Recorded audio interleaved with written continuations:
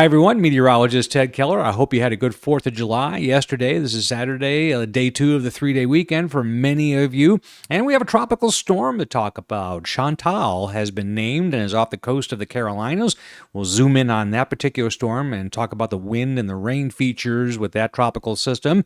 Meanwhile, on the severe weather side, generally speaking, in July, that settles down, but that would not be the case for today with the Storm Prediction Center pulling the trigger on an enhanced risk, 3 out of 5. Through parts of the high plains. We'll tackle that issue as well. Show you the temperature trends for the next week. This is weather to watch on the 5th of July, 2025. Let's get started. Well, the third named storm of the season has formed, Chantal. This is the IR satellite loop here, and the redder or even dark redder that this appears, the higher the thunderstorm tops and the better organized that this storm is. And it has gained some pretty good organization here over the last several hours.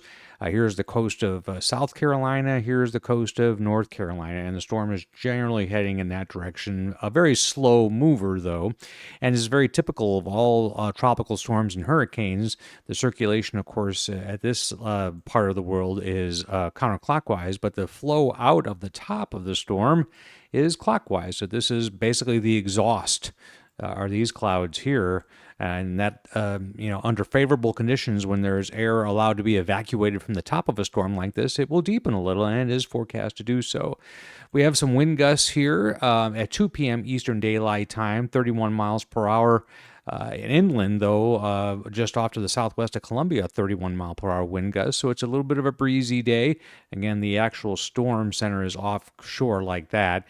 I just thought I'd take a look at that, and that's going to get a little windier as this storm approaches. So what's it going to do? It's moving kind of northerly, maybe even west-northwest here through the evening hours, 8 o'clock Saturday.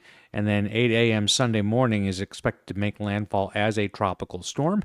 And then it'll kind of meander its way on into eastern North Carolina, ending up just off to the east of Raleigh by Monday morning. So, again, heavy rain bands, wind bands.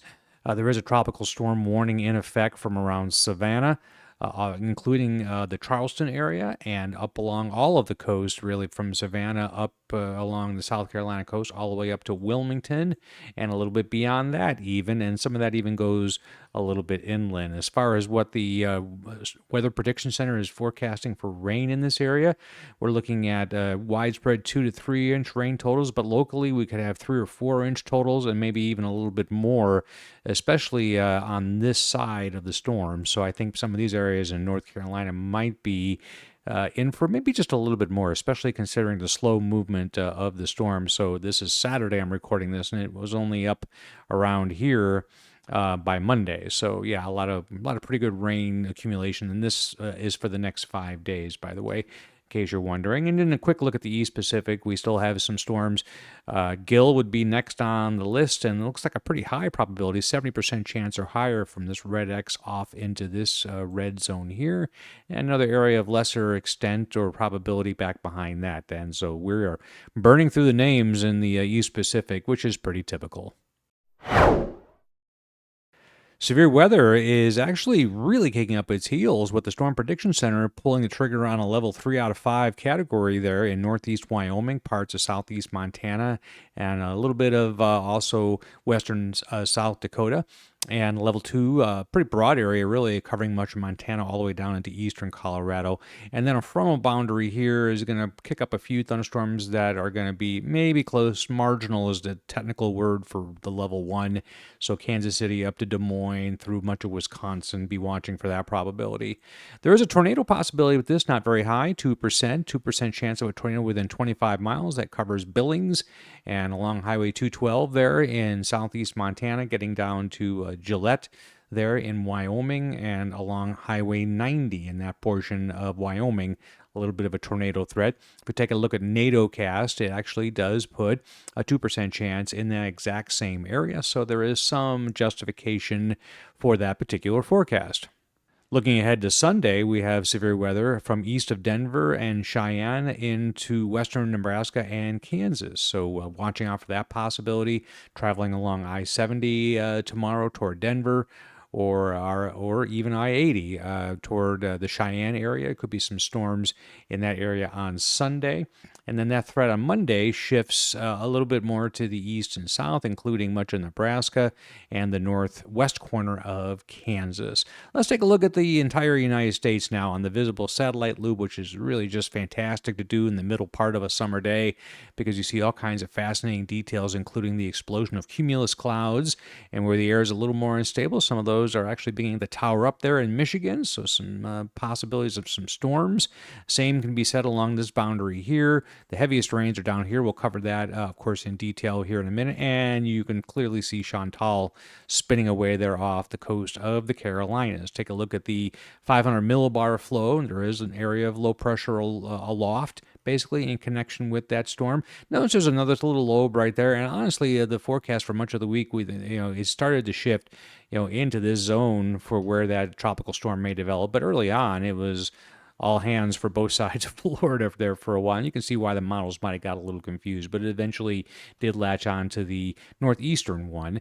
This wave pattern here, so what I mean by waves is when you see dips in this flow like this one and this one and this one, pretty common for this time of year. I will say, though, that as we get into the early days of July, I do not see yet, at least not yet, in the central U.S., a really long-lasting hot dome of air. Now, in this part of the world, I do see that here, and we'll talk about that in a minute. So this is the Saturday look. We'll just kind of look around the country here. Much of the southeast, despite the fact that we have a tropical storm offshore, is actually pretty quiet.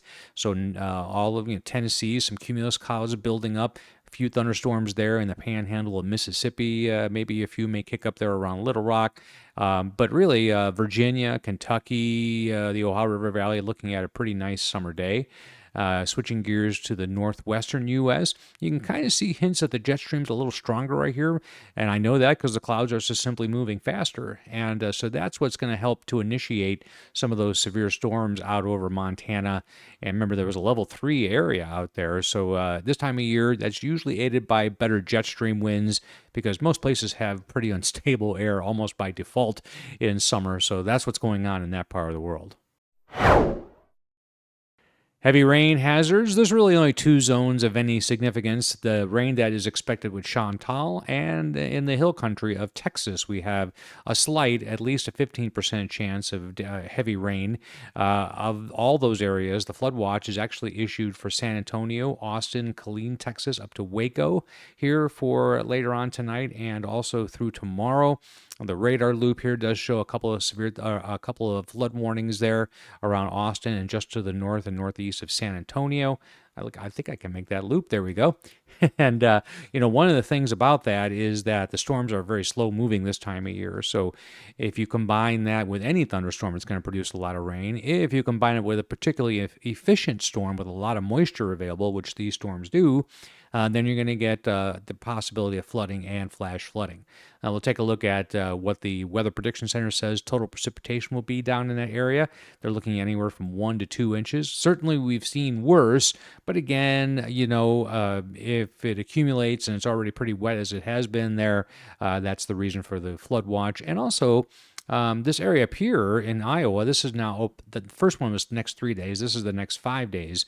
It does show much of Wisconsin and certainly a good chunk of Iowa with 1 to 3 inch totals over the next 5 days. So pretty moist up there with 1, if not 2 boundaries contributing to thunderstorm development, which will add to those rain totals in that part of the world. And like I said earlier, the hot weather really hasn't beat up the country too bad. If you'll remember last week, we had those 100-degree temperatures. The only advisories showing up here are heat advisories for just north of Buffalo and eastward through Rochester and Syracuse, New York. Also right up the Hudson River Valley and through parts of Maine, southern New Hampshire, and Vermont, and including much of Massachusetts, including Boston, parts of the other Rhode Island and Connecticut as well. And if we look at high temperatures that are forecast for tomorrow, Sunday, you're starting to see some mid-90s cropping up in some of these advisory areas here. Certainly low 90s are and you can see how the 94-degree temperatures go right up the Hudson River Valley there. And then already by Monday, it's still pretty hot in most of those areas. You can already see some cooling with that front with highs only in the 70s back through Michigan. So we do have again, some motion, some cool air being delivered. As a matter of fact, if you take a look at temperature trends here, 3, 2, 1. Here's the Sunday temperature change. So we have the above normal and the darker red where those advisories are. But look how much of the country is either neutral or a little cool, including the northern plains, the rain-soaked parts of Texas, and of course the clouds and the rain and the thunderstorms associated with Chantal. If we go ahead to Tuesday, it's a little hot in the Pacific Northwest, to be sure, with 100-degree temperatures in the interior regions of Ontario, but Oregon and Washington and even parts of Montana, but still rain cooled air there through Texas, Oklahoma, and where it is slightly above normal, it's not that crazy above normal. And in fact, if we go to Thursday, it quiets down even more across much of the country. This is just neutral stuff here. So this is pretty typical summer air mass, maybe a little bit warm in the southwest, picking up there, the interior of California by Thursday, getting into the 100-degree temperatures as well. If we take a look at what the 500 millibar flow will do on average here this week, you can see why it's getting hotter in the southwest, because this hot air dome aloft is kind of setting up over Arizona, so that's where it's shifting. But much of the country is under this very weak kind of trough right here, and that's just encouraging cooler temperatures in general. In fact, if we look at the next 6 to 10 days, which is this coming Thursday through Monday, look how cool it is in Kansas and Missouri, parts of Oklahoma. Meanwhile, getting pretty hot out west in Nevada and Idaho, and also along the southeastern part of the country. Once Chantal leaves, looks like there's a pretty high confidence of above normal temperatures there. Last thing we'll look at here is the precipitation, and it's the same period, day 6 through 10, so that's Thursday of next week through Monday, so the Monday after this Monday. And it looks pretty wet around our nation's capital and Virginia and much of the Ohio and Tennessee River valleys, and maybe even through parts of the Midwest and Great Plains, and dry in Nevada and Utah. Thanks for watching this edition of Weather to Watch. It comes out every other day, or as the weather necessitates. Please remember to share this with your friends, subscribe to the channel, or at the very least, like what you just watched. Thanks.